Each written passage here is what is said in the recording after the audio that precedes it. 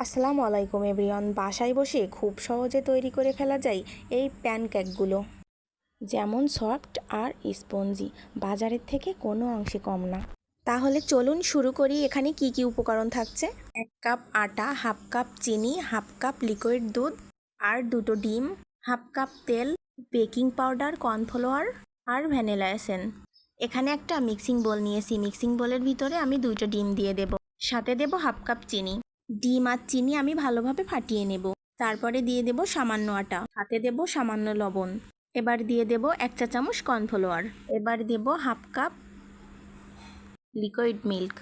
অল্প অল্প তেল দিয়ে মিশ্রণটা তৈরি করে নেব। এবার দিয়ে দেব সামান্য ভ্যানিলা এসেন্স। আরও কিছুক্ষণ এভাবে আমি মিশিয়ে নেব। চুলায় একটা প্যান বসিয়ে দিয়ে সামান্য তেল দিয়ে তেল ব্রাশ করে নেব। এখানে আমি অল্প অল্প করে কেকের মিশ্রণটা দিয়ে দেব। সবগুলোই আমি একইভাবে দেব। এবার কিছুক্ষণের জন্য একটু ঢাকা দিয়ে রাখব। এ পর্যায়ে গ্যাসটা আমি লোতে রাখব। এবার ঢাকনাটা উঠিয়ে নেব। এবার উল্টিয়ে দেব। সেম প্রসেসে সবগুলো একভাবে বানিয়ে নেব। ভিডিওটা যদি ভালো লেগে থাকে তাহলে ফলো দেওয়ার অনুরোধ রইল। ধন্যবাদ সবাইকে।